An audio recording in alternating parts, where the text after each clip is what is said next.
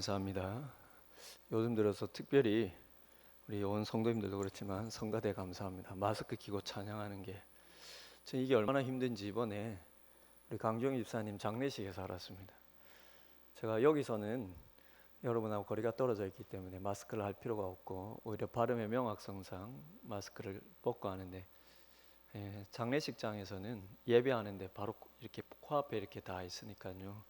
제가 마스크를 안 쓰면 이게 또 덕이 안 되고 민폐가 됐겠다 싶어서 마스크를 끼고 예배를 인도하고 찬송을 하는데, 제가 얼마나 호흡이 가파르든지 이게 여간 힘든 게 아니구나 그걸 깨달았는데, 그래서 이렇게 찬송할 때마다 여러분 마스크 끼고 찬송하는 게 얼마나 힘드실까 그런 생각이 들었습니다. 또 성가대도 또 마스크 끼고 이렇게 성가 찬송을 해주셔서 너무나 감사하고, 우리가 빨리 마스크를 벗고 좀 서로 침이 튀어도 안전할 수 있는 그런 시간이 빨리 오면 좋겠다 싶습니다. 이게 전 세계적으로 지금 우리나라는 그래도 좀 줄어들었지만 지금 유럽은 정말 난리지 않습니까? 미국은 1위로 올라설 만큼 확진자가 말할 수 없이 증가하는데, 이게 전문가들에 의하면 조금 장기화, 어쩔 수 없이 장기화될 수밖에 없는 또 그런 사태인데, 우리 오늘 함께 기도했듯이 좀 인내를 가지고 또 우리가 마스크를 끼며 예배하더라도 또 우리가 오히려 더 마음으로는 주님을 더 간절히 바라보면 좋겠다 싶습니다. 그런 믿음으로 또 여러분 이 모든 또 사태를 믿음으로 바라보시고 또 영적으로 또 주님과 더불어서 또 이 어려움들을 마음으로 잘 이겨내시는 여러분들이 되시길 바랍니다. 그리고 오늘도 주시는 말씀 가운데 은혜와 위로 그리고 도전이 있으시기를 다시 한번 축복을 드립니다. 우리가 앞서 세 주간에 걸쳐서 살펴보았던 에돔을 우회하는 과정에서 생긴 마음 상한 일, 그리고 불뱀의 심판과 이어서 놋뱀에 의한 구원 사건은 출애굽 2세대들이 약속의 땅으로 들어가기에 앞서 마지막으로 보여준 불신앙적인 불평과 원망의 사건이었습니다. 그리고 이 사건 이후로는 이제 이스라엘 백성들이 아주 빠르게 가나안을 향해 전진해 나갑니다. 그 여정이 오늘 본문 바로 앞달락에 이렇게 나열이 되어 있는데, 그 불뱀 사건 이후로 그리고 오늘 본문의 사건에 이르기까지 그 중간의 여정이 앞달락에 나열되어 있는데요.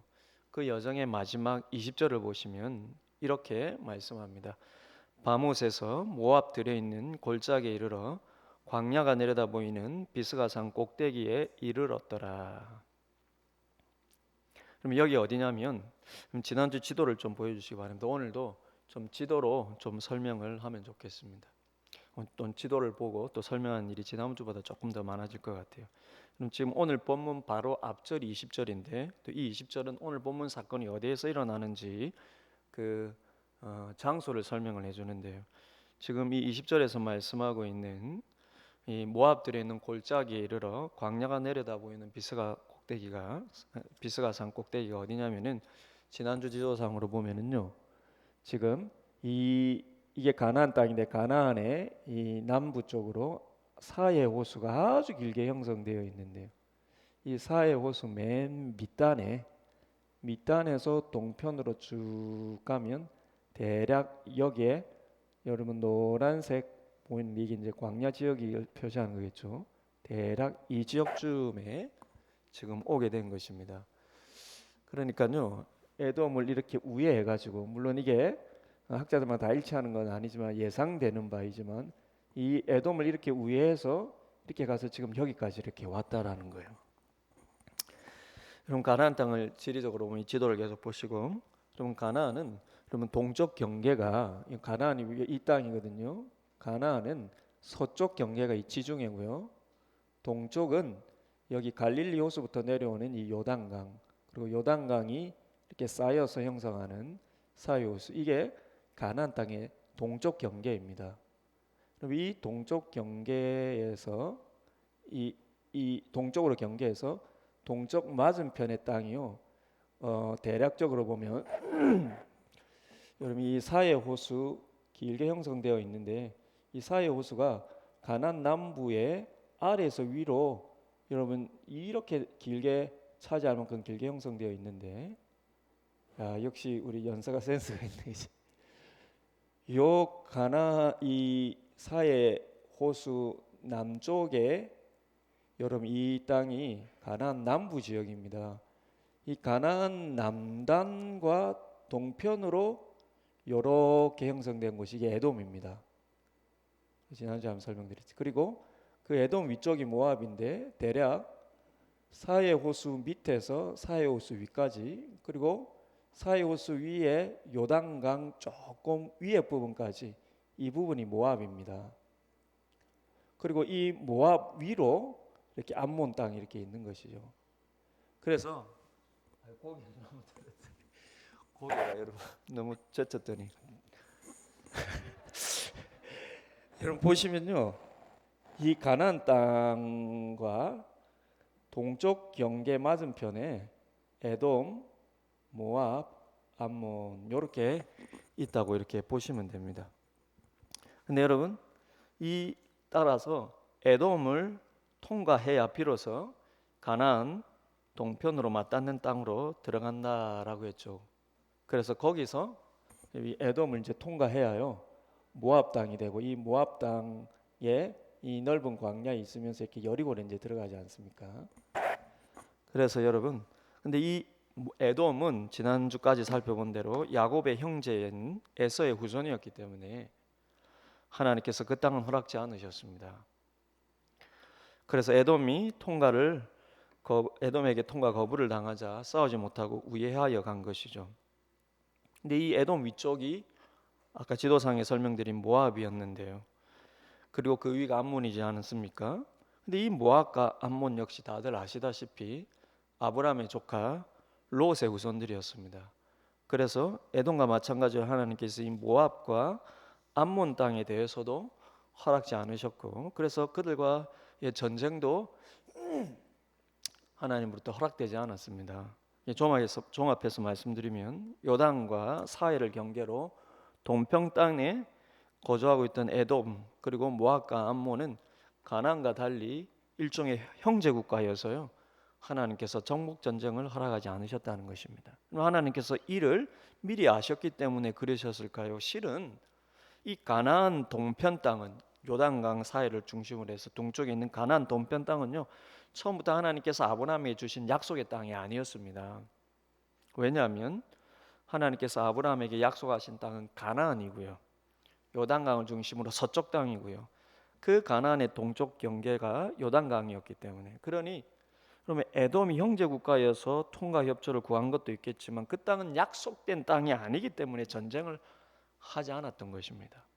그 요단강 동편 땅은 하나님께서 아브라함과 친족 관계, 그리고 아브라함과 같은 후손 관계에 있던 에돔, 모압, 암몬에게 하나님께서 주신 땅이기 때문에 그 땅은 처음부터 아브라함에게 이렇게 약속하신 가나안 땅이 아니었다는 거예요.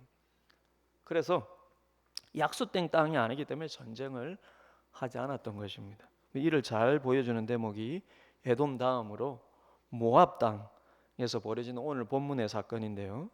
먼저 여기까지 오는 길에 대한 배경을 좀 살펴볼 필요가 있어요. 그럼 지난주 에돔 변경에서 일어난 불변 사건 이후에 오늘 모압 땅에서 일어난 본문 사건에 이르기까지 그 사이에 이스라엘이 지나갔던 여정은 그럼 지난주 본문과 오늘 본문 사이에 기록되어 있습니다.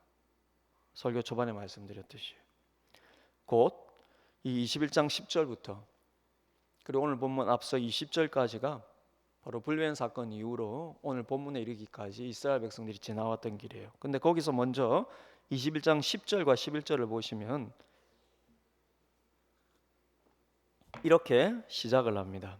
이스라엘 자손이 그곳을 떠나, 그곳이란 놋뱀 사건의 그곳을 말합니다. 이스라엘 자손이 그곳을 떠나 오봇에 진을 쳤고 오봇을 떠나 모압 앞쪽 해 돋는 쪽 광야 이에 아바림에 진을 쳤고, 놋뱀 사건 이후에 첫 진을 친 곳이 오봇이라는 것이고 그 다음으로 올라간 곳이 이에 아바림이라는 곳인데요. 그럼 이 이에 아바림이라는 곳은 모압 앞쪽 해 돋는 광야 이렇게 표현되어 있습니다. 뭐 이런 말 이렇게 나오면은 일단 넘어가지 않습니까, 그죠? 근데 우리가 지금 여기까지 지리적으로 다 살펴보았기 때문에요. 그럼 이 조금 살펴볼 필요가 있는데 이게 그렇게 어렵지 않은 말입니다. 그럼 이 모압 앞쪽 해돋는 광야라는 것은 쉽게 말하면 모압의 앞쪽이란 여기서부터 이제 모압 땅이 시작된다는 거예요. 에돔에서 올라와서 이에 아바림 여기서부터 모압 땅이 시작된다는 것입니다. 그러니 모압의 남쪽 경계라는 거예요. 이 이에 아바림이. 그리고 그것은 해돋는 쪽 광야라는 것입니다. 그것은 모압 영토 중에서도 해가 뜨는 동편의 사막지대라는 것이죠. 해돋는 쪽 광야이니까요. 그래서 모압 영역에서 전체적으로 보면 모압의 남동쪽 경계에 있는 광야에 이제 들어왔다라는 것입니다. 그것이 이에아바림이에요. 여러분 지도를 다시 보시면요. 여기 보면 이 이에아바림 여기 있죠, 여러분. 에돔을 통과해서 이 이에아바림 이곳이 지금 설명이 되는데 이 이에아바림부터 이제 모압이 이 남쪽 경계하고 모압이 시작된다는 것입니다. 그런 이후에 이어지는 여정은 모두 이 모압 땅 안에서 이루어진다라는 거예요. 그래서 오늘 본문에 이르기 전에 이 여정 끝으로 소개하는 것이 오늘 본문 바로 앞에 그 20절인데요. 20절 다시 한번 보시겠습니까? 이 지금 이에아바림에서 여러 곳을 통과해서 오늘 본문의 사건에 해당하는 그곳의 설명이 20절인데 20절 다시 보십시오. 바못에서 모압들에 있는 골짜기에 이르러 광야가 내려다 보이는 비스가 산 꼭대기에 이르렀더라. 그럼 최종적으로 이스라엘 백성들이 당도한 곳은 또 모압이라는 말이 들어가요. 모압들에 있는 골짜기인데 광야가 내려다 보이는 비스가 산 꼭대기라는 것입니다.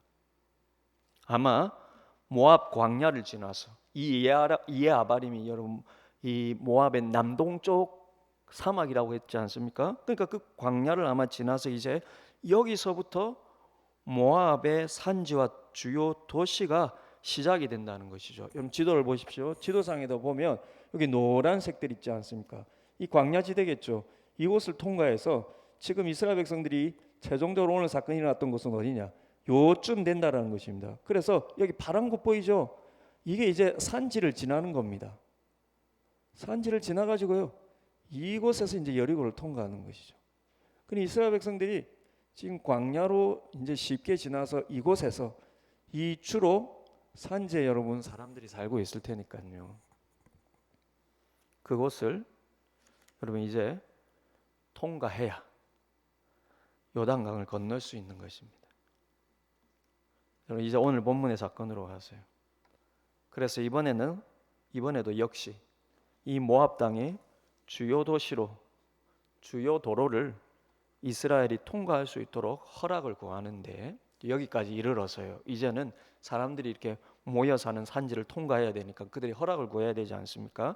이스라엘이 통과할 수 있도록 이 주요 도로를 통과하기를 허락을 구하는데 22절을 보시면 요 앞전에 에돔에게 요청했던 것과 똑같은 요청을 하게 됩니다. 22절을 보십시오. 우리에게 당신의 땅을 지나가게 하소서. 우리가 밭에든지 포도원에든지 들어가지 아니하며 우물물도 마시지 아니하고 당신의 지경에서 다 나가기까지 왕의 큰 길로만 지나가리이다. 그럼 앞서 에돔 땅을 지나가기만을 요청했던 것과 똑같이 그것도 왕의 큰 길로만 지나가고 물도 필요하면 사서 마시겠다고 제안했던 것과 똑같이 이번에도 모압 땅, 이번에 이 모압 땅도 왕의 큰 길로만 지나가겠습니다. 나중에 또 다시 보시겠지만 신명기에 요 사건을 다시 언급하고 있는 모세 말 들으면 여기서도 물이나 양식 필요하면 다 사서 먹고 마시겠다 이 말을 똑같이 합니다. 그런데요, 이 앞구절인 이 22절 이 요청하는 22절 앞구절인 21절을 보시면 오늘 본문이 시작하는 21절을 보시면 뭔가 이상한 대목이 한 군데 나오는 거예요. 뭔가 이상한 대목이 한 군데 나오는 거예요. 그럼 모압들의 당도하여서 이 모압의 여러분 광야 지대를 지나서 이 모압들의 당도하여서요. 서쪽의 요단강을 향하여 그 사이에 모압 땅을 통과하려는 이스라엘 백성들이 이 간청을 위해서 사신을 또 에돔처럼 사신을 보내는데 누구에게 보내냐면 의아하게 모압 왕이 아니고요. 아모리 왕 시온이라는 자에게 보낸다는 것입니다. 이게 어찌 된 것일까요? 오늘 본문 끝에 26절에 그 답이 나옵니다. 26절 보시겠습니까? 헤스본은 아모리인의 왕 시온이라는 자가 아모리인의 왕 시온의 도성이라. 시온이 그 전에 모압 왕을 치고 그의 모든 땅을 아르논까지 그의 손에서 빼앗았더라. 그럼 모압 땅에 있는 헤스본이라는 가장 큰 성읍이 실은 아모리인이 모압을 쳐서 쫓아내고 점령한 땅이라는 겁니다. 그럼 아모리족이 누구냐? 이 아모리족은 가나안 여러 족속들 중에 대표적인 거대 족속이었습니다. 그런데 이들의 일부가요, 가나안 족속 중에 대표적인 족속이니까 가나안 땅에 살고 있었겠죠. 그런데 이들의 일부가 요단강을 건너서 모압을 침략하여서 그 중에 상당한 부분이란 좋은 땅이겠죠, 그죠? 상당한 부분의 모압 땅을 차지해버리고 모압 민족은 동쪽의 광야지대로 밀려나 버린 거예요. 그러면 여러분 이게 어떻게 되는 것일까요? 이스라엘 백성들이 가나안을 정복하기 위해 이곳에 당도한 시점에서 이 땅은 이제 모압 땅이 아닌 가나안 아모리 족속의 땅이 되어버린 것입니다. 그래서 여러분 아까 모압 남쪽 경계라고 말씀드렸던 그 이에 아바림 다음 여정을 설명하는 게 요 앞에 12절과 13절인데 이 이에 아바림이 이제 에돔을 지나서 모압 땅으로 들어왔죠, 그죠? 그 다음 여정이 12절 13절에 보시면 이렇게 설명되어 있습니다. 11절부터 여러분 다시 보실까요? 11절부터 다시 보시면 오봇을 떠나 모압 앞쪽 해 돋는 쪽 광야 이에 아바림에 진을 쳤고, 이에 아바림요. 그 다음을 보십시오. 12절 거기를 떠나 세렛 골짜기에 진을 쳤고 거기를 떠나 아모리인의 영토에서 흘러나와서 광야에 이른 아르논강 건너편에 진을 쳤으니 아르논은 모압 아모리 사이에서 모압의 경계가 된 곳이라. 그럼 12절과 13절을 다시 보십시오. 이게 뭔지 잘 모르겠습니다. 설명해 드릴게요. 이에 아바린 다음에 12절에 보면 이에 아바린 다음에 갔던 곳이 세렛 골짜기. 그리고 13절에서 거기서 떠나 갔던 곳은 아모리인의 영토에서 흘러나와서 광야에 그 흘러나오는 아르논강. 이 아르논강은요 아모리인의 영토에서부터 그 강물이 흘러나온다라는 겁니다. 그 아르논강 건너편에 11절 세렛 골짜기 다음에 아르논강 건너편에 진을 쳤는데, 쉽게 말하면 다시 말하면 이에 아바림 다음에 진친 곳이 세렛 골짜기고 세렛 골짜기 다음에 아르논강 건너편에 진을 쳤다는 것인데, 그럼 이 아르논강 건너편이 아모리인들의 국경이었다라는 것입니다. 다시 지도를 보시겠습니까? 이번에는 이 지도를 조금 더 확대해서 그 부분만 이렇게 보여주는 두 번째 지도인데요. 이 두 번째 지도를 보시면은 지금 이에 아바림 다음에 여기 이에 아바림 나오시죠? 크게 해서 이에 아바림 다음에 진을 쳤던 것이 세렛강이라고 하는데 세렛 골짜기라고 하죠. 물론 이 지도상에 표시된 것들이 학자들만 다 일치하는 건 아닌데, 그래도 저번에도 말씀드렸듯이 이게 출판된 성경 지도, 제가 책 제목이 생각이 안 나는데 거기서 제가 이렇게 지금 잠시 빌려왔는데요. 이 이에 아바림 다음에 세렛 골짜기니까 이 세렛 강, 여러분 강은 어떻게 형성되었습니까? 양쪽에 산으로 해서 그 골짜기로 이렇게 흘러나오지 않았어요, 그죠? 이 세렛 골짜기, 이에 아바림 다음에 세렛 골짜기 진을 치고요. 그 다음에 이렇게 진을 쳤던 곳이 어디냐면 이 아르논강이라는 것입니다. 이 아르논강이 지금 설명이요. 지금 아모리 족속의 땅에서 흘러나오는 아르논강 맞은편에 진을 쳤으니까 뭐 요쯤 되겠죠, 여러분? 요쯤 되겠죠. 그래서 나중에 보면 결국은 아르논강이 이 지류도 아르논강이니까요, 그죠? 이 지류겠네, 그죠? 그래서 신명기에 보면 오늘 사건이 일어난 곳에 이스라엘 백성 진을 쳤던 곳은 그대목 광야라고 되어 있습니다. 지금 오늘 본문의 사건이 여기서 이제 일어나는 거예요. 근데 지금 말씀드리는 중요한 것은 이 지금 지나는 이 모압 광야를 지나서 이 이스라엘 백성들이 이르렀던 곳은 바로 아모리 족속의 경계에 이르렀다는 것입니다. 그러니까 원래는 이 땅이 다 모압 땅이었는데요, 지금 이 아르논강을 경계로 해가지고 이 땅에 이 중요한 땅이 다 지금 아모리 있는 땅이 되었다는 것입니다. 그리고 그 수도가 이 헤스본이라는 거예요. 좋은 땅이죠, 여러분. 여기 산지가 있고요. 좋은 땅입니다. 지금 여기에 이 지금 이 이스라엘 백성들이 모압을 지나서, 그래서 여러분 처음에 이스라엘 백성들이 에돔에는 허락을 받지 못했지만 신명기 2장에 모세의 회고록을 보면은요, 결국에는 이 모압을 통과를 합니다. 허락을 받고 결국은 이 모압을 통과하고 이 에돔을 통과하고요, 결국에는 모압도 허락을 받고 통과를 해요. 모압의 허락을 받고 통과해서 딱 멈춘 곳이 뭐냐면, 땅 자체의 영역은 원래 모압 땅인데 아르논 이 아모리족에게 뺏긴 그 경계에 딱 이르게 됐다라는 것입니다. 지금 상황이 이렇게 된 것입니다. 그래서 여러분 이제부터 잘 설명을 들어보시기 바랍니다. 제가 이렇게 지도상을 통해서 여러분들에게 설명을 드린 이유가 있는데요. 목사님 뭐가 뭔지 잘 모르겠다. 그냥 지도 보시면 대충 알 텐데 그래도 지금부터 잘 들어보시면 되겠습니다. 지금 상황이 이렇게 된 거예요. 그래서 저는 이 부분을 묵상하면서 아주 묘한 대목을 한 가지 저는 발견을 하였는데요. 즉 판단하기 굉장히 애매한 대목을 이 지점에서 느끼면서 제게 한 가지 질문이 생겼다는 것입니다. 그게 뭐냐면, 이스라엘의 형제국인 모압 땅에 이 중요한 상당부 지역이 이제 가나안 족속의 땅이 되었습니다. 그렇다면 그 땅은 이제 이스라엘이 정복해야 할 땅일까요? 아니면 화친을 청해야 할 땅일까요? 여러분이라면 어떻게 하시겠습니까? 하나님께서 가나안 땅을 약속하시며 그 땅의 주민들과는, 가나안 족속의 주민들과는 어떤 약속도 하지 말고 진멸할 것이요, 대신 그 주변의 백성들과는 그들이 하나님의 능력 앞에 머리 숙이고 하천을 요구하면 그것을 들어주라고 말씀하셨습니다. 그 동편 땅이 주요한 땅은요, 아브라함의 다 친족과 그 자녀의 관계 속에 있으니까요. 그러면 여러분, 이 모압 땅은 하나님께서 약속하신 땅이 아니기 때문에 싸우지 말라는 것일까요? 아니면 그 땅에 사는 백성은 이제 정작 가나안 족속이기 때문에 정복해야 할까요? 지금 이스라엘 백성들은 가나안에 들어가서 전쟁할 준비가 다 되어 있고요, 불과 얼마 전에는 가나안족 아랏을 완전히 진멸시킨 경험이 있어서 사기가 상당히 충만한 상태에 있습니다. 따라서 이스라엘 편에서 보자면 이것은 얼마나 큰 기회입니까?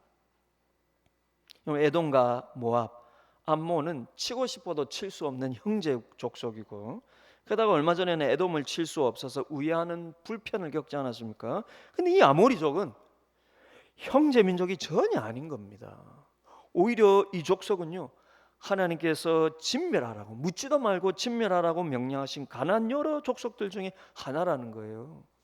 그러니 이 아모리족이 지금 모압의 중요한 땅을 차지하고 있는 것이 이스라엘 입장에서는 얼마나 큰 찬스입니까? 얼마 전에 에돔을 못 쳐가지고 오히려 불평하다가 그 사단이 났는데, 이 지금 이 모압 땅이긴 하지만 아모리족들이 다 차지하고 있으니까 치기 얼마나 여러분 좋은 기회입니까? 비록 형제 국가의 영토여서 하나님께서 주시기로 하신 약속의 땅은 아니지만 지금은 하나님께서 진멸하라고 명령하신 아모리인들의 거주하는 땅이 되었으니 이게 여러분 삼켜 먹어도 얼마나 영적인 명분이 서는 땅입니까? 여러분이라면 이 기회를 어떻게 하시겠습니까? 여러분이라면 어떻게 하시겠습니까? 하나님께서 분명하게 약속하신 지역이 아니어서 내려놓으시겠습니까? 아니면 신앙적인 명분을 앞세워서 이 기회를 잡으시겠습니까? 이 기회 잡는다고 누가 뭐라 하겠어요? 진멸해야 될 영적으로 하나님과 대적인 아모리족이 지금 차지하고 있는데, 이게 여러분 그렇지만 하나님께서 약속하신 땅이 아니기 때문에 이걸 내려놓아야 할까요? 아니면 이 명분을 앞세워서 이 기회를 잡아야 될까요? 그럼 돌아보면 여러분의 삶에도 이런 애매한 상황들이 종종 생기지 않습니까? 하나님께서 약속하신 복이라 단정하기에는 껄끄러운데, 그러나 그렇다고 포기하기에는 너무나 아까운, 그리고 생각해보면 신앙적인 명분도 충분할 것 같을 때, 그럼 여러분은 판단의 기준을 무엇에 두시겠습니까? 우리가 살다 보면 그렇죠. 불법은 아닌데 그러나 딱히 그것을 취하기에는, 이게 또 하나님의 말씀을 따라보면 그렇게 하나님께서 분명하게 약속하신 것도 아닌 것 같고 명령하신 것도 아닌 것 같고, 그런 애매한 여러분 상황들이, 물론 종교는 여러 천차만별이겠지만 그런 애매한 상황들이 우리 신자들이 여러분 만나기도 하지 않습니까? 이 여러분 판단의 기준을 무엇에 두시겠습니까? 하나님의 약속에 근거하여 접으시겠습니까? 아니면 신앙적인 명분에 근거하여 기회를 잡으시겠습니까? 가끔은 이게 불법도 아니고 세상 사람들도 다 그렇게 하는데, 그렇게 한다고 뭐 크게 뭐 문제될 것도 없는 것 같은데, 그리고 때로는 어떤 종류는 이게 하나님의 영광을 위하여서 이 일을 행하면 더 얻는 게 큰 것 같을 때, 여러분 이스라엘은 어땠을까요? 약속에 근거했을까요? 아니면 명분과 진리에 근거했을까요? 전자일까요? 후자일까요? 제가 보기에 그들의 마음은 후자였을 것 같습니다. 명분이 너무나 분명하게 그 진리의 기회를 놓치기 쉽지 않았을 것입니다. 그 증거가 뭘까요? 그럼 바로 앞전에 있었던 불변 사건이지 않겠습니까? 에돔을 점령하지 못하고 우회하니까, 그것이 얼마나 화가 나서 모세와 하나님께 되들었으면요, 하나님께서 불뱀으로 심판하셨겠습니까? 그런 그들의 모습을 본다면 이거는 너무나 분명하게 잡을 수 있는 명분과 진리가 있는 것입니다. 그런데 얼마 후에 모압 땅에 들어와서는 또다시 에돔 때와 비슷한 상황이 되었는데요, 놀랍게도 이 땅이 형제국인 모압 땅이 아닌 영적인 원수인 가나안 아모리인들이 차지하고 있는 것이니, 이게 여러분 에돔에서의 손해를 만회할 수 있는 얼마나 좋은 기회입니까? 그런데 여러분, 너무나 당연한 이 기회 앞에서 놀랍게도 한 사람만은 하나님의 약속을 앞세워서 이들이 진멸의 대상인 아모리인들임에도 불구하고 그들에게 화친을 청하며 그들의 땅을 통과하기를 허락해달라고 그들의 왕에게 사신을 보내야 한다고 한 사람은 주장했다는 것입니다. 그럼 가나안 민족들과는 화친을 청하는 것이 기회를 주는 게 아니라 하나님 앞에 죄입니다. 가나안 족속은요, 먼저 화친을 청하기 위해서 물어보면 안 돼요. 근데 하나님의 심판받을 자로 이스라엘의 영적인 군대로 들어가기 때문에 그건 하나님께 그들에게 화친을 청하는 건 하나님의 죄입니다. 근데 지금 이 상황에서 이들이 지금 진멸의 대상임에도 불구하고 그들에게 화친을 청해야 한다고 주장하는, 화친을 청하는 어떤 의미로 그들의 땅을 통과하기를 허락해달라고 사신을 보내야 된다고 주장한 사람이 한 사람 있었다는 것입니다. 그게 누구입니까? 그 사람이 바로 이스라엘의 지도자 모세였다라는 것입니다. 여러분, 저는 이것이 모세의 위대하고 아름다운 리더십의 모습이라고 보여집니다. 그의 위대함이 무엇입니까? 아주 작은 것에 있어서도 하나님보다 먼저 앞서가려 하지 않는다는 거예요. 그래서 그는 명분과 진리보다, 애매한 상황 앞에서는요, 명분과 진리보다, 여러분 이 아모리족이 가나안 땅에 있었다면 모세가 왜 여러분 허락을 구합니까? 바로 치면 되죠. 그지 아니면 명령인데요. 그런데 이 애매한 상황이, 그는 명분과 진리보다 일단은 하나님의 뜻과 약속에 먼저 기회를 저하는 리더였다는 것입니다. 그래서 혹시 자기가 하나님께서 약속하시고 말씀으로 분명하게 주신 복을 넘어서는 욕심을 혹시 가지는 것은 아닐까, 이렇게 먼저 생각할 줄 아는 리더였다는 것입니다. 오늘 보면 21절을 보시면요, 이스라엘이 아모리 왕 시온에게 사신을 보낸 것으로 이렇게 나오지만 신명기 2장에서 모세의 회고록에 의하면 모세가 여러분 이때 사건을 언급하면서 이렇게 말합니다. 이때 내가 사신을 보냈다. 내가 사신을 보냈다. 그러면 신명기 2장 1절 이하인데요, 이 신명기 1장 2절 이하인데, 여기 보면 지금 이스라엘 백성들이 있는 곳이 아까 말씀드린 그대목 광야라고도 상세하게 설명을 합니다.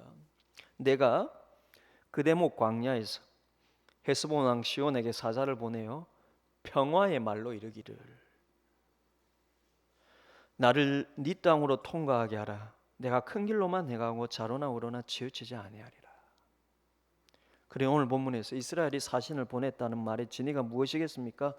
명분이 충분한 진리 앞에 화끈 달아오른 이스라엘 백성들이 하나님의 약속과 명령을 앞질러 가지 못하도록 모세가 하나님 말씀에 근거하여 그들을 막아 세웠다라는 거예요. 그리고 하나님께서 약속으로 주신 복의 경계를 그들 스스로 해석하며 앞서 넘어가지 않도록 그들의 욕구를 절제시켰다는 것입니다. 그리고 하나님의 말씀을 철저히 따르며 하나님의 판단을 구하고 인내하는 가운데 하나님께서 행하실 일을 기다렸다는 것입니다. 놀라운 것은요, 그랬더니 그 다음에는 하나님께서 그분이 앞서서 역사하신다라는 거예요. 오늘 보면 23절에 의하면 아모리 왕 시온이요 이스라엘의 제안을 거절하고 도리어 이스라엘과 전쟁하러 그들이 먼저 걸어 나오는 것입니다. 보십시오. 오늘 보면 23절을 보십시오. 시온이 이스라엘이 자기 영토로 지나감을 용납하지 아니하고 그의 백성을 다 모아 이스라엘을 치러 광야로 나와서 아하스에 이르러 이스라엘을 치므로 이스라엘이 칼날로 그들을 쳐서 무찌르고 그 땅을 아르논에서부터 약보까지 점령하여 암몬 자손에까지 미치니 암몬 자손의 경계는 견고하더라. 여러분 지도상을 보십시오. 이 지도를 보시면요, 여러분 지금 그네목 광야에 있다고 하지 않았습니까? 지금 여기가 여러분 아모린들의 경계라 그랬죠. 지금 여기서 사신을 보내는데요, 시온이 사는 땅은 이 땅인데요, 이 헤스본에서 허락하지 아니하고 지금 아하스까지 와가지고 여기서 이스라엘 백성들과 전쟁하려고 여러분 이 아하스까지 와서 여기서 전쟁이 일어났다라는 것입니다. 그래서 하나님께 여기서 이스라엘 백성들이 이 지금 아모리족들을 치고 어디까지 갔느냐면 여기 야복강까지 그들을 다 치고 이 땅을 지금 여기까지 여러분 이스라엘 백성이 이 아모리 왕인을 쳤다는 거예요. 왜? 그 넘어가면 암몬이거든요. 근데 여러분 중요한 것은 신명기 2장 30절에서 말하기를, 이 사건을 언급하고 있는 신명기 2장인데 신명기 2장 30절에 보면은요, 바로 이것이 하나님께서 개입하신 작품이요 그분의 역사였다 이렇게 설명을. 그럼 들어보십시오. 헤스본 왕 시온이 우리가 통과하기를 허락하지 아니하였으니 이는 네 하나님 여호와께서 그를 내 손에 넘기시려고 그의 성품을 완강하게 하셨고 그의 마음을 완고하게 하셨습니다. 그리고 결정적으로 그 다음 구절인 신명기 2장 31절을 보시면 하나님께서 이런 복을 이스라엘에게 주십니다. 그때에 여호와께서 내게 이르시되 내가 이제 시온과 그의 땅을 내게 넘기노니 너는 이제부터 그의 땅을 차지하여 기업으로 삼으라 하시더니. 이게 왜 복입니까? 그 땅을 이스라엘에게 넘기노니 이스라엘 너는 이제부터 그 땅을 차지하여 이스라엘 너의 기업으로 삼으라. 원래 이 땅은 모압 자손의 땅이었기 때문에요. 아브라함에게 약속하셨던 것이 아니지만 이제는 그 땅을 차지하여 너의 기업, 너의 땅으로 삼으라는 것입니다. 곧 하나님께서 이제 이 땅까지 약속의 땅으로 더 넣어서 주시겠다. 그러나 여러분 이것이 보여주는 메시지가 무엇입니까? 하나님의 약속과 명령을 내 이익을 위해서 함부로 왜곡치 않고, 함부로 왜곡치 않은 거예요. 하나님께서 아모리족은 치라고 했거든요. 화친을 청할 족속이 아니라 가나안 땅은 치라 했거든요. 그런데 여러분 모세가 이 아모리족을 치지 않고 화친을 정한 것은 여러분 불순종입니까? 하나님이 불순종이라 보셨다면요 모세를 혼내시겠죠. 근데 그렇게 보시지 않고 하나님도 모세 중심을 봤다라는 겁니다.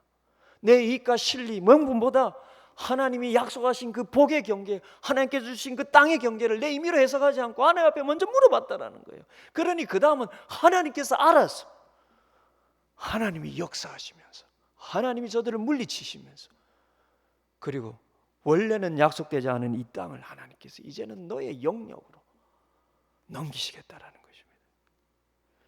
그러니 여러분 하나님께서 앞서 역사하시면서 이게 어떤 의미에서 약속하신 것보다 더 부어주시는 그분의 은혜와 섭리의 복이 얼마나 놀랍습니까? 사랑하는 여러분, 그렇습니다. 우리가요 하나님의 약속을 앞서가려 하고 우리의 이익을 위해서 하나님의 약속을 자의적으로 해석하는 것, 이게 여러분 애매해 보이지만 이게 복이 아닙니다. 많은 경우 그것은 우리의 합리화입니다. 아무리 명분이 충분하고 실리가 크다 할지라도 하나님께서 약속하신 명확한 길이 아니라면 그 명분과 실리도 하나님께 맡겨야 하는 것입니다. 그러면 하나님께서 그분의 때에 그분의 방법으로 그분이 이루어 가시는 것입니다. 우리가 명분과 하나님의 약속의 말씀보다 명분과 실리로 앞세우면요, 하나님의 약속을 우리도 모르게 왜곡하는 지점까지 가게 돼요. 그러나 그 애매할 때는 우리의 명분과 실리보다, 그게 아무리 영적으로 여러분 하나님의 영광이 되는 것처럼 우리는 느껴질지라도요, 하나님의 약속과 그 말씀 앞에 먼저 그 말씀을 넘어가지 않고 맡겨두면요, 그것을 하나님께서 알아서 해석해 주시고 하나님이 기뻐하시는 때에 기뻐하시는 방향으로 기뻐하시는 방법을 하나님이 이루어 가신다는 것입니다. 그럼 그것이 성경이 말하는 하나님의 섭리의 복이지 않습니까? 그럼 때로는 오늘 본문의 경우처럼 곧바로 당장 기대한 복이 이루어지는 경우가 아니라 할지라도 하나님은 그분의 약속을 지키실 뿐만 아니라 더 나아가서 그 약속을 믿고 신뢰하는 백성에게 베푸시는 그분의 섭리는 여러분 지나고 보면 얼마나 놀랍고 경이로운지, 여러분 이와 같은 경험이 여러분의 남은 삶이 되시기를 바랍니다. 그럼 왕이 되리라는 약속을 받은 다윗은요, 자신을 핍박하고 죽이려는 사울을 칠 수 있는 너무나 충분한 명분과 실리와 실제 그 기회를 얻습니다. 여러분 사울이 다윗을 치기 위해서 다윗이 있는 광야 그 안에 동굴로 여러분 그 병사들을 잠시 용변이 급해서 그 병사들을 밖에 두고 여러분 그 동굴로 용변을 보러 들어왔을 때 그 안에 다윗과 그의 사람들이 있었지 않습니까? 그를 죽이려 온 사울을 얼마나 칠 수 있는 명분과 실리와 기회가 너무나 분명하지 않았습니까? 그럼에도 불구하고 하나님의 약속을 자신이 이루려고 앞서가지 않았다는 거예요. 하나님이 나에게 왕이 되리라고 하는 약속을 주셨고, 그리고 그것을 방해하는 이 사울이 나를 죽이려고 왔는데 그 기회를 많은 사람들이 하나님이 주신 기회라고 말씀하니까요, 명분도 실리도 기회도 너무나 분명하니 여러분 그때 사울을 치면 자기가 왕이 되어서 하나님의 약속이 이루어지는 너무나 여러분 분명한 경우인 것 같이 느껴지지 않습니까? 그러나 하나님의 말씀에 순종하는 마음으로 하나님이 기름 부음 받은 자를 자기 손으로 해하지 않고 하나님께 모든 것을 맡김으로 오히려 더 깊은 고난의 잔으로 다윗은 갔지만요, 그렇기 때문에 하나님이 그의 믿음을 얼마나 순전하다 하시고 기뻐하셨습니까? 그리고 그의 평생의 삶을 왕의 존귀한 자리에 평생 얼마나 앉으시며 더 나아가서 그를 통해 만왕의 왕이신 예수 그리스도를 여러분 이 땅에 보내어 주시는 하나님 나라의 역사의 통로로 여러분 삼으셨습니다.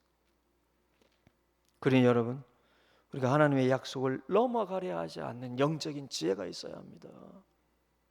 아무리 인간적인 명분과 실리가 있어 보여도요, 하나님께 주신 복의 경계를 스스로 해석하고 넘어가지 않으려는 이게 여러분 순종의 한 가지 중요한 모습이라는 거예요. 그 너머의 복이 하나님의 뜻이라면요, 하나님께서 알아서 그분의 때에 그분의 방법으로 주실 것입니다. 그러니 명분과 실리를 앞세워서요, 내가 앞서 그것을 취하려는 것은 그 순간은 똑같은 결과처럼 보일지 몰라도 결코 같은 게 아닙니다. 명분과 실리가 분명해서요, 내가 그것을 여러분 쉽게 취하면요, 하나님이 주시는 것과 결과적으로 똑같은 결과처럼 보이지는 몰라도 같은 결과가 아니에요. 먼저는 순종의 태도가 똑같지 않고요, 다음으로는 내가 내 뜻을 앞세워 내 방법으로 취한 결과는 점점 갈수록 많은 갈등을 일으키고요, 점점 갈수록 그것이 불완전함으로 갑니다. 그러니 여러분 명분과 실리보다 하나님의 말씀에 우선을 두시고요, 분명히 주신 복의 경계를 여러분 스스로 넘지 마시고 하나님께 맡기시고 기다리는 믿음과 지혜를 가지시기를 바랍니다. 여러분, 내가 내려놓는 것이 먼저인지 내가 그것을 취하는 것이 먼저인지 대부분은 내려놓는 게 먼저입니다. 왜냐하면 거기에는요, 우리의 욕구를 내려놓고 하나님 앞에 순종하는 믿음이 있기 때문입니다. 여러분, 앞서가려 하지 마십시오. 그게 하나님에 대한 신뢰입니다. 때로는 답답해 보이고, 너무나 답답할 때 나에게 너무나 좋은 기회가 온 것처럼 느껴질지라도 그것이 하나님께서 기뻐하시는 것이 아니라는 것이 그 안에 하나라도 있다면 일단은 먼저 내려놓는 마음을 먼저 택하시길 바랍니다. 아니, 거기에는 여러분 순종이 있고요, 거기에는 하나님이 내 삶을 이끌어 가실 것에 대한 믿음이 있기 때문에 그런 자의 삶을 하나님은 결코 헤매지 않으십니다. 그게 순전한 신앙이에요. 그러면 그분이 그분의 때에 그분의 방법으로, 그분이 예배하신 복의 길로 여러분의 삶을 인도하실 뿐만 아니라 더 중요한 것은 여러분의 자녀들이 그로 인해 영육 간의 그 신앙의 복을 받을 것입니다. 그럼 모세 한 사람이 이 순종이요, 지금 이스라엘의 출애굽 이 세대들이 여러분 복을 받고 약속의 땅에 들어간 그 이 세대들이라고 여러분 그들의 부모와 달랐습니까? 불변 사건이 보여주는 게 뭡니까?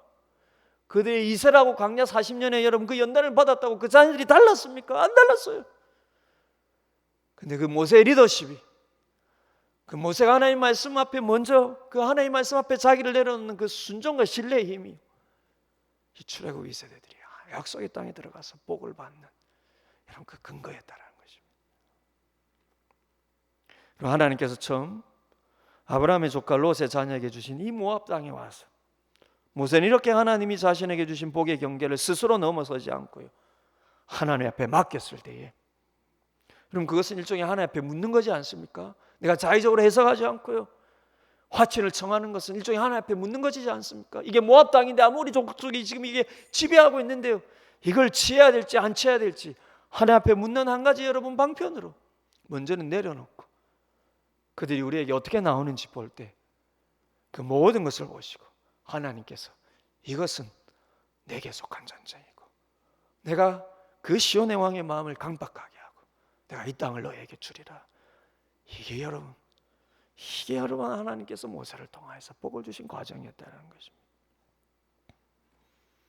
그러니 여러분, 하나님께서 이 역사하실 때 놀라운 것은요, 그럼 더 깊이 들여다보면 또 하나 놀라운 것은 하나님께서 이렇게 모세의 순종을 통하여서 하나님이 앞서서 이제 나서시며 역사하시는데 놀라운 그 역시 그분이 그분의 약속을 이루시는 역사라는 것이 나중에 다 드러나 버리게 된 것입니다. 무슨 말인가 하니 마지막으로 전하고자 하는 말씀인데요, 무슨 말인가 하니 알고 보니까 모압 땅이라도 이 아모리족을 치고 그 땅을 차지하는 것이 어떻게 하나님의 약속을 이루는 것인지 이미 하나님께서 다 말씀해 놓으셨다는 것입니다. 그리고 창세기 15장을 보시면요, 하나님께서 처음 아브라함에게 가나안 땅을 약속하시면서 이 가나안 땅은 400년 후에 너의 자손들에게 주실 것이요, 그렇게 약속하시면서 앞으로 그의 후손들이 출애굽할 것에 대한 계시를 주시는데 왜 400년인가? 왜 400년 후에 그 자손들이 이 땅을 차지하는가? 그 이유로 하나님께서 뭐라 말씀하시냐면 바로 이 아모리 족속의 죄악이 아직 가득 차지 않았기 때문이다, 이렇게 말씀하십니다. 그럼 창세기 15장 13절로 16절인데요, 한번 들어보십시오. 여호와께서 아브라함에게 이르시되 너는 반드시 알라. 내 자손이 이방에서 객이 되어 그들을 섬기겠고 그들이 400년 동안 내 자손을 괴롭히리니 그들이 섬기는 나라를 내가 징벌할 것이며 그 후에 내 자손이 큰 재물을 이끌고 나오리라. 너는 장수하다가 평안히 조상에게로 돌아가 장사될 것이요 내 자손은 4대 만에 이 땅으로 돌아오리니 이는 아모리 족속의 죄악이 아직 가득 차지 아니함이니라 하시더니, 그럼 아모리 족속은 여러 가나안 족속들 중에 한 족속에 불과합니다. 그리고 아브라함 때에 이 아모리족은 이 가나안 땅에서요, 지금 오늘 보면 모세 때 아모리 족속보다 아브라함 때의 아모리 족속은 그만큼 영향력이 크지 않았던 민족이었습니다. 그런데 하나님께서 이 아모리족만 콕 집었어요. 그들의 죄악이 아직까지 가득 차지 않았기 때문에 400년 기다렸다가 그의 후손들이 그 땅을 차지할 것이다, 이런 말씀을 하신 것입니다. 그러니 지금 이 아모리족을 치는 것은요, 하나님께서 아브라함 때부터 약속하신 이 계시를 이루신 하나님의 전쟁이 되어버린 것입니다. 이제 아모리 땅이 다 이 죄악이 관영했다라는 거예요. 그러니 여러분, 모세의 이 순종을 통해서 하나님께서 이 아모리족의 영적인 완악함과 하나님에 대한 대적을 이 모세의 순종을 통해서 드러내어 버리시고요, 이로써 하나님께서 아브라함이 말씀하셨던 이 약속을 성취할 명분을 하나님이 스스로 가져버리십니다. 내가 아브라함 때부터 약속했지, 아모리 족속의 간영이 이 땅에 가득 찰 때까지 잠시 기다렸다가 너희가 그 아모리 족속을 심판하는 하나님의 군대가 되어서 이 가나안 땅을 차지한다고 말씀했지. 근데 그 아모리 족속에게 죄악이 가득 찬지를 이 모세 순종을 통해서 하나님이 세상에 드러내시고요, 영적으로 이스라엘을 막아서고, 오히려 막아선 것뿐만 아니라 전쟁하러 그들이 먼저 나왔으니까요. 하나님이 지금 아브라함에게 약속하신 이 약속을 하나님이 이루시기 위해서 하나님이 스스로 이 명분을 이 지금 취하시기 위해서 모세의 순종을 사용했다라는 것입니다. 그래서 하나님께서 이제 앞서 그들을 완전히 진멸시키시고 그 땅을 이제 이스라엘 백성들이 주시는 것입니다. 그러니 여러분, 하나님은 그분의 약속을 하나도 잊지 아니하시고 다 기억하고 계시는 것입니다. 그리고 그것을 언제 어떻게 이루실지 다 계산하시고 계획하고 계시다는 것입니다. 그런데 그 계산과 계획 안에는 하나님의 백성들의 순종을 통하여서 그 약속을 이루실 계획과 계산을 하고 계신다는 것입니다. 그러니 여러분, 우리가 이것을 믿는다면 우리가 하나님보다 앞서갈 필요도 없고 이유도 없는 것입니다. 그러니 여러분, 그분을 깊이 신뢰하시기 바랍니다. 그리고 그분의 말씀과 약속을 앞서가지 않는 신앙과 마음의 용기를 가지시고요, 여러분의 삶을 그분과 그분의 말씀 앞에 맡기시기를 바랍니다. 여러분의 계획에 하나님을 끌고 가려 하면 안 됩니다. 그게 여러분 아무리 하나님과 교회를 위한 일처럼 보일지라도요, 여러분의 계획에 여러분들이 하나님 앞에 헌신한다고 하는 여러분들의 생각에 하나님을 끌고 가려 하서는 안 돼요. 당장에는 여러분 뜻을 이루는 것처럼 보이고 그게 하나님 앞에 영광처럼 보이지만요, 그러나 그 안에는 하나님께서 기뻐하지 않는 모습이 있습니다. 하나님께서 하나님의 뜻을 따라 하나님의 약속을 이루어 가시도록 우리 자신을 내어드리는 삶, 그게 여러분 그분으로부터 구원받은 신자의 삶이 되어야 되고, 그 구원받은 백성들이 모인 교회의 모습이 되어야 하는 것입니다. 오늘 한국교회를 보십시오. 얼마나 자신들이 이루고 싶은 그 외적인 모습에 하나님의 영광이라는 명분과 신뢰를 그 안에 얼마나 다 집어넣습니까?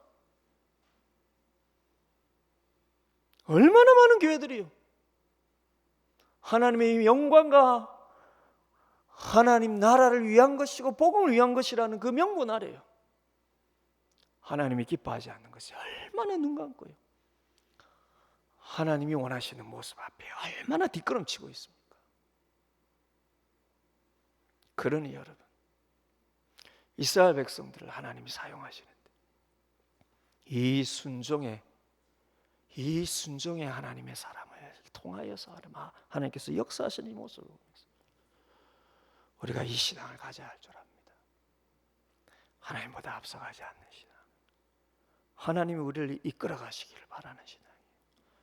그러기 위해서 우리의 생각과 계획을 내려놓을 수 있는 믿음이요, 그런 믿음으로 하나님이 우리에게 복 주셔서 하나님 우리를 통하여서 역사하시는 여러분 일의 삶의 경험이 여러분들에게 있으시고 여러분 가정에 있으시고 그리고 우리 교회에 넘치고 이 한국교회에 넘치기를 주님의 이름으로 축복을 드립니다. 오늘 말씀을 생각하면서 한번 기도하기를 원합니다. 주님, 우리가 하나님 앞에